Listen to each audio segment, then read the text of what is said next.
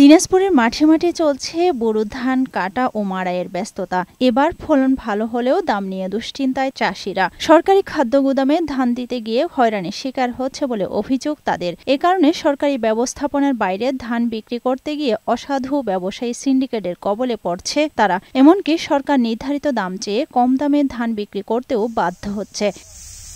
এবার আবহাওয়া অনুকূলে থাকায় প্রতি বিঘায় ধানের ফলন হয়েছে ২২ থেকে ২৫ মণ। তবে সার, কীটনাশক ও ধান কাটাই মাড়াই সহ সবকিছুর খরচ বেড়ে যাওয়ায় লোকসানের আশঙ্কা করছে কৃষক। বিক্রি করতে গেলে দাম পাচ্ছি না, আর যেদুল কিষান নিয়েছি তাহলে আমার কিছুই থাকতেছে না। ১২০০, ১২৫০, ১৩০০ টাকা যদি কিনতো তাহলে গৃহস্থরা কিছু টাকা মেকআপ করতে পারে। সরকার যদি আমাদেরকে ডাইরেক্টলি আমাদের থেকে নিত, গুদামে নিত, আমরা সেই ১৪০০ টাকা পাইতাম। হঠাৎ করে গত ৩ দিন থেকে আবহাওয়া খারাপের জন্য আমরা প্রকারভেদে বিভিন্ন প্রকার ধান, সর্বোচ্চ ধান কিনতেছি আমরা ১২২০, ৩০, ৫০ টাকার মধ্যে।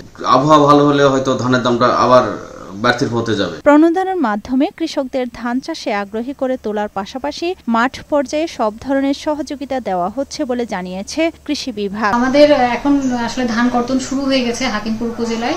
আমাদের আজকে পর্যন্ত প্রায় ১১৪৫ হেক্টর জমির ধান কর্তন হয়েছে। আবহাওয়া অনুকূলে থাকায় এবং আমাদের কৃষক পর্যায়ে যে পরামর্শগুলো সেগুলো কিন্তু আমাদের অব্যাহত আছে। জেলা কৃষি অফিসের তথ্য মতে এবার চলতি বোরো মৌসুমে দিনাজপুর জেলায় ১,৭৪,৫০০ হেক্টর জমিতে ধানের আবাদ হয়েছে।